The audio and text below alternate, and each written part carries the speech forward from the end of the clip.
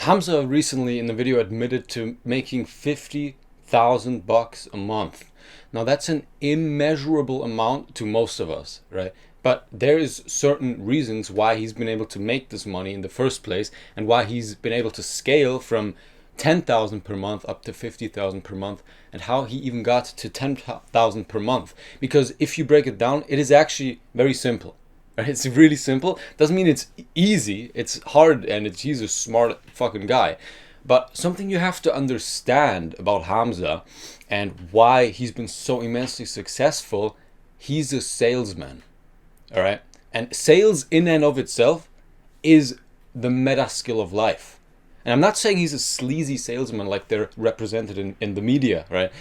He just does what is needed to run a successful business using psychology and sales tactics to get you to like him, watch him, and buy his stuff. And that's not the only thing, of course, but if you apply sales to your business or also in your personal life, bro, you will win. If you master sales, you're going to master life because you're selling yourself constantly. In business, you're selling yourself. In dating, you're selling yourself. To your parents, you're selling yourself. In relationships, to strangers on the street, you're always selling. You're representing if that's yourself or a product as well. It can be either. So learning how to sell is an absolute essential. And selling simply uses a certain set of psychological tricks, or I don't even want to say tricks, it's just steps you need to take to have someone buy from you. One of the most obvious ways to exemplify this is through Hamza's, and he's really smart for doing this, man. And he's been early in the self-improvement trend, so he was able to really capitalize on that. And he found this perfect polarization of Jeffrey and Adonis. Nobody wants to be Jeffrey, right? He capitalizes on your pain point, which is a step you need to do in sales to sell a product. So he capitalizes on your pain. You watch the video and he's like, Jeffrey wakes up at 12 p.m. He eats a shitty food for breakfast and masturbates 8 times a day. You're like, damn, man, I do that. I'm a fucking Jeffrey. Damn, I don't want to, it's not good to be a Jeffrey. I don't want to be a Jeffrey. So he makes you feel that pain, which is step one, pretty much, in selling something. And then he gives you the belief bridge of why you need to change and how you can change. And he paints a dream scenario and a dream outcome, which is Adonis. And the dream outcome is what you gain from watching him and gain from watching his courses and buying his stuff, right? And doing his Skillshare things, which is more value. So that's something very important, and that's just the sales aspect, all right? He sells you in the beginning of the video. And if you are a Jeffrey and you want to become Adonis, then he basically gives you the blueprint, which is why this is part of the reason why he has such great success.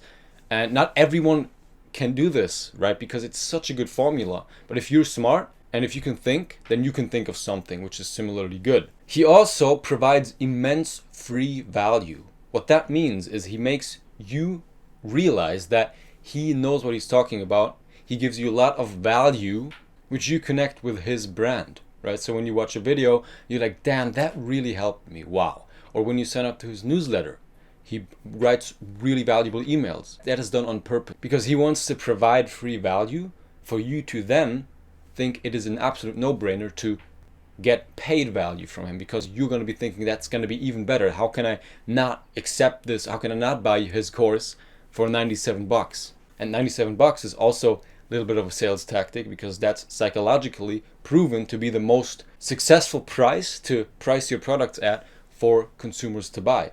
That and $997, which his new course is priced at. So that's another thing, right? So by providing a lot of free value through Skillshare, through his videos, through his email newsletter, right? You're going to connect that with him, his brand.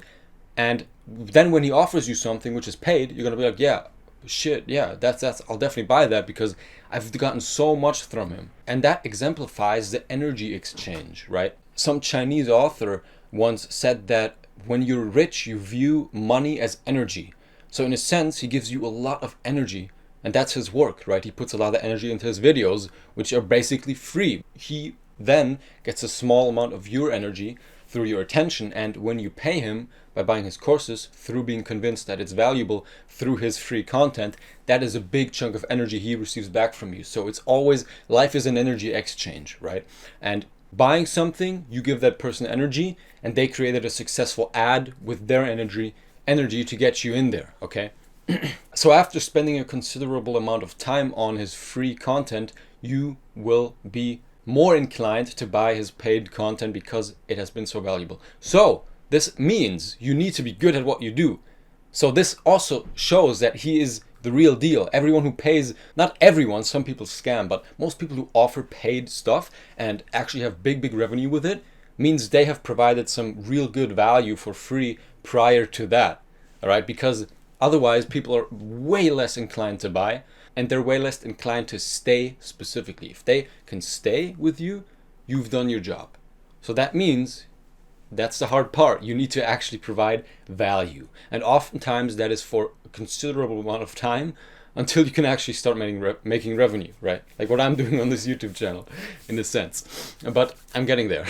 Now that's the sales part of it, of why he's been able to make so much money. But why does he have such a huge fan base? Why was he able to gather such a huge fan base who will buy stuff from him and follow everything he says in such a short amount of time?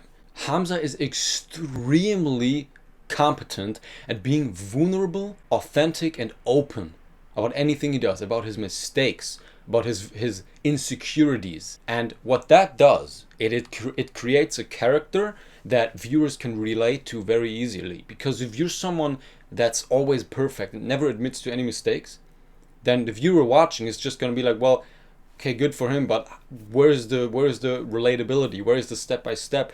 Like, I can never reach that ever. But if he's like us, if he's like the viewer watching, right, saying he fucking shit his pants, like that story, right, which he always brags about, I would never, I say everything about everything. I told you I shit my pants once, so you can trust me, right? And that's smart, bro, because due to this, he always can fall back on, well, look, I told you this. No, who the fuck would speak about this? So everything I say is true. Okay, it's not that black and white, but that's the psychological incentive behind it. Now, like I said, he's very good at being vulnerable and relatable. He talks about his past, being a video game nerd, skinny, depressed, a loser, right, basically. And now he's this, once again, this dream version, this Adonis, right? And that also builds relatability. He talks how fucking fucked up he was in the past, and you're like, damn, I'm that fucked up right now. He's like me, right? So that's one step. He's really good at building his personal brand because he's so open, and viewers can connect with him and feel like they have a friend and relate to that person. And this is why YouTube and being yourself on YouTube is so powerful, man. There's like 2.4 billion users on YouTube. That means if you are just yourself, no matter who you are gonna find a small, which could be like 1,000 to 100,000 viewers, a small increment of people that relate to specifically you because they're very similar to you. You're not special. You need to tell yourself this. You are not special. That means if you start a YouTube channel, you're gonna find people just like you, as long as you're yourself and you're not afraid of admitting your mistakes and being open and authentic and vulnerable. Same with Instagram and all that stuff, but on YouTube it's the easiest because long form content gets promoted more.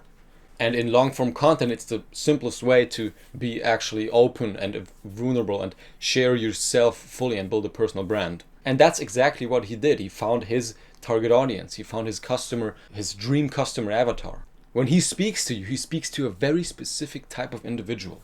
He doesn't go broadly, and he purposefully shrinks his reach down, actually. Now he's changed this. I've noticed this actually, but he used to always say, if you're a young man specifically, or if you're a masculine man, or if you're a young man trying to improve. He doesn't say this anymore because his reach is huge, so it reaches a broader audience now.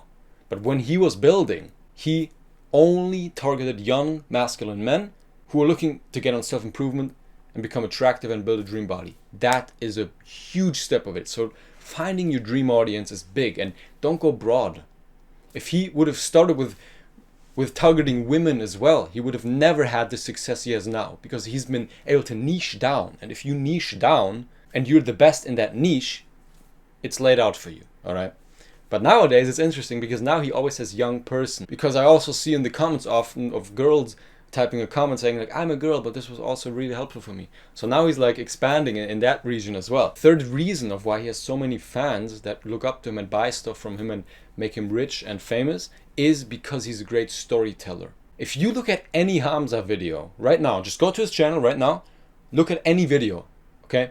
I guarantee you it starts with the hook point, the selling point, the pain point where he digs into your pain, you're Jeffrey, the belief bridge, and then the dream outcome, which is Adonis, right? Which is what you want to be.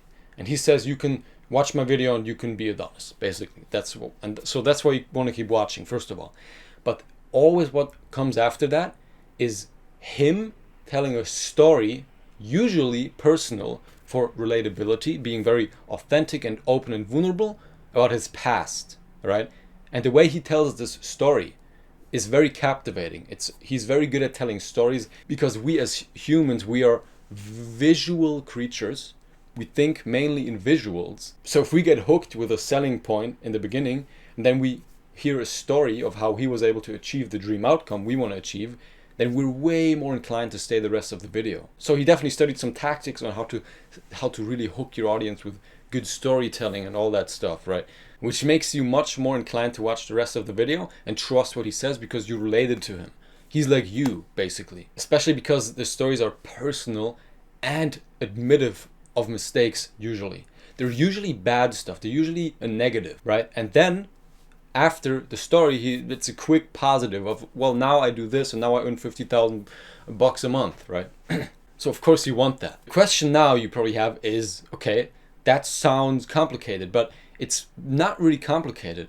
If you take it step by step, if you assess it, you can probably condense this to like 7 bullet points of things you need to learn and master and apply to make it a reality yourself, right? It's what I'm trying to do as well. And, you know, it's working. You just need to be consistent and know what you're doing and have a roadmap, all right?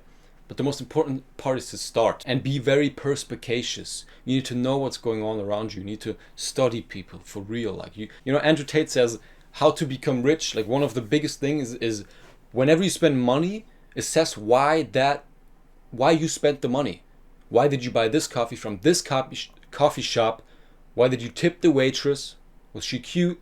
And then you're going to have like a perspicacious mind to always see why things are happening. Do the same with YouTube. Why is this guy successful? Why is Hamza so goddamn successful? Why does this person have so many subs? He has like 4 videos. You know, always be perspicacious and see things for what they are and really assess them, because down the line when you then do start your channel, or if you already have one, or if you want to start a business, anything like that, which should be your goal, right? Then you will have a much better mindset to start. Okay, I hope this was helpful to you. Subscribe to my channel if you want to. I post a lot of self-improvement stuff. And yeah, I'll see you in the next video, man.